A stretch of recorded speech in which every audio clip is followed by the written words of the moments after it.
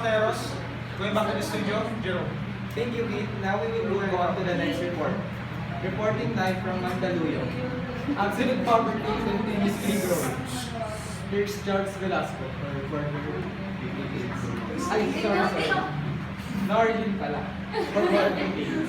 Good afternoon, Philippines. Good afternoon, Manila. This is Norin Yago, broadcasting live from Mandaluyong. For another international news, absolute poverty, its extent and magnitude.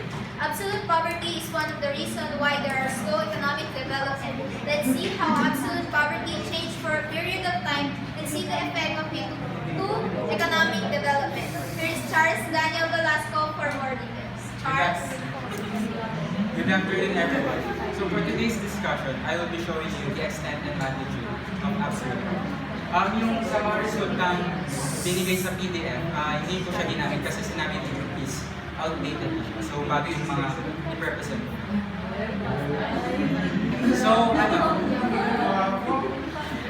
So recap lang, what is poverty? According to Merriam-Webster Dictionary, poverty is a state of a person where he or she isn't living to a socially acceptable money to suffice his basic needs.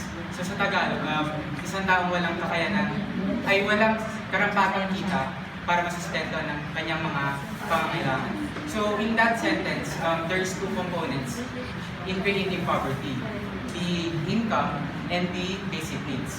So historically, poverty has been calculated based on income, which was earlier discussed by Navarra. And the other calculation of poverty is based upon the basic needs or yung mga kakulangan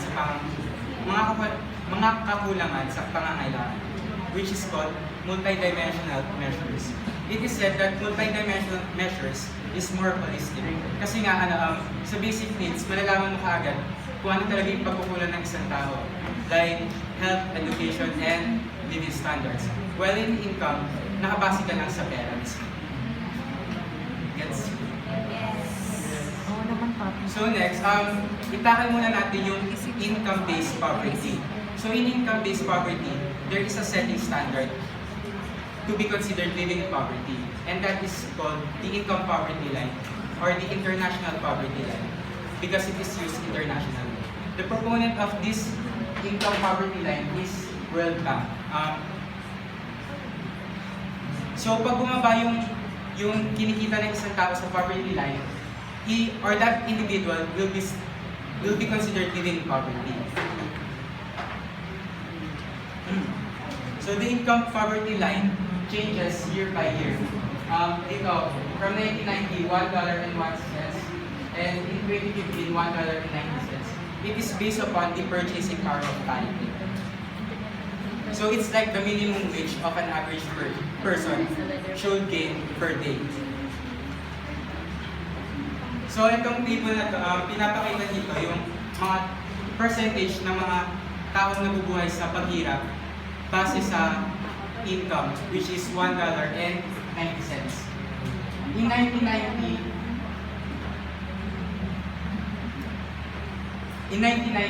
33% of world population is living in poverty. But by 2015, there is 10% of people living in poverty worldwide.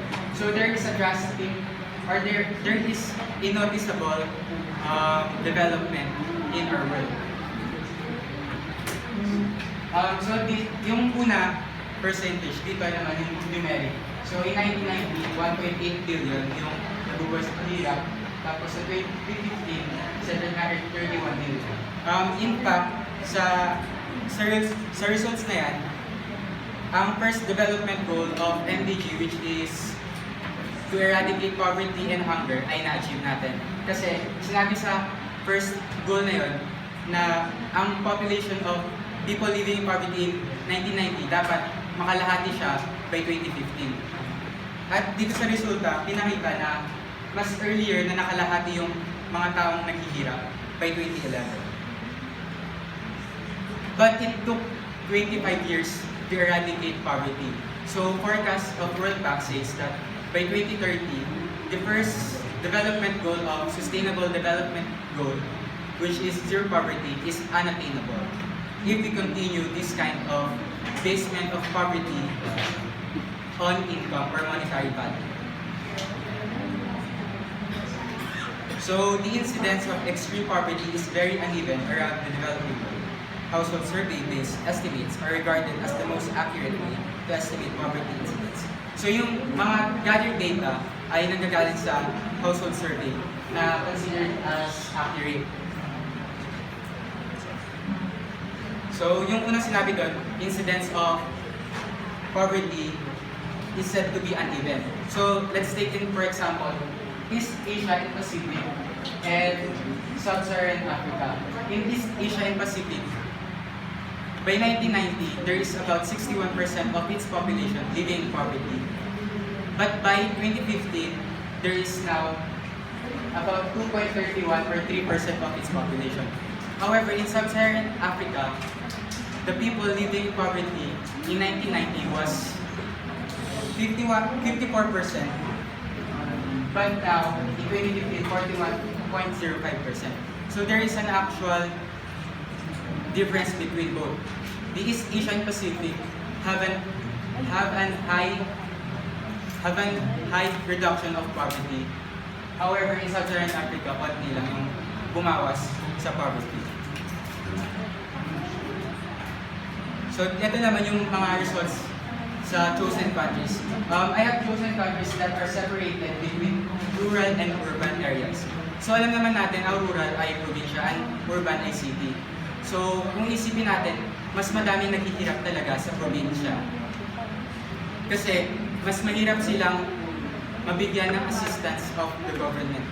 So, sa result natin, makikita natin, mas madami ang naghihirap talaga sa rural. So, balik tayo ulit dito. If the results continues to show in Sub-Saharan Africa, which is 41% of its population living in poverty, the forecast of World Bank says that by 2030, 9 out of 10 people living in poverty will be coming from Sub-Saharan Africa.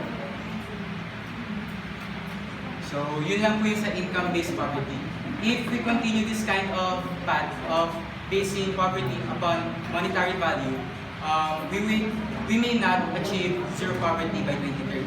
So that is why MPI is created, or yung sinabi na Navarra na multidimensional measurement. It is created to help specify the actual problem and help in creating a specified solution in eradicating poverty. The original MPI was co-designed and launched in 2010 by United Nations Development Program. So ito yung sinabi ni Navarro kanina na di niya yung multidimensional poverty index. So sa multidimensional poverty index, parang katulad niya rin yung income-based poverty na may setting standard din.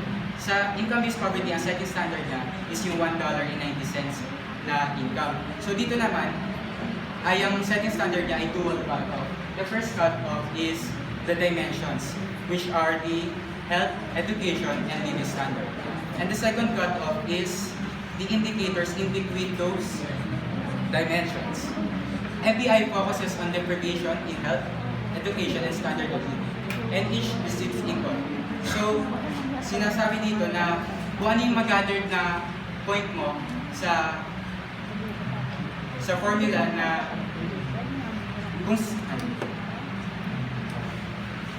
kung saan yung mga pagkukulang mo, pag pinag-add mo lahat yon, ayun yung masasabing multi-dimensional poverty index ko as a household.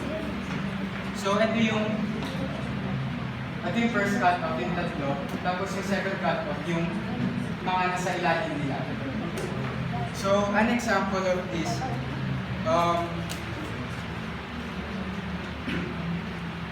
let's take in, for example, a family, isang anak nila ay may malnourished, tapos ang pinaka-educated person in that family have only 3 years of schooling. So, under na siya agad ng nutrition and years of schooling. So, 1/6 plus 1/6 is equals to 2/6 or 2/6 or 0.3 or 33%. So, sinasabi, na you will be living in multidimensional poverty if you accumulated 0.3 or more points. So that's per household. So finally, the actual MPI for the country or by region is computed with the adjusted head count ratio.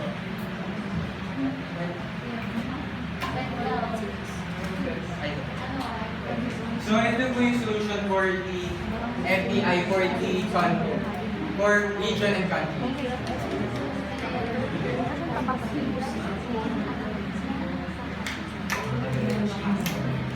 So yung MO po, derived po siya sa adjusted headcount ratio and or the MPI. And the HM is the headcount of people living in multidimensional poverty. MDA is the intensity, yung parang katulad kanina, 0.3 yung sa household. So per household, kukunin yung data na yun, tapos i-add lahat yun, tapos yung makukuha average yun is the A. Gets?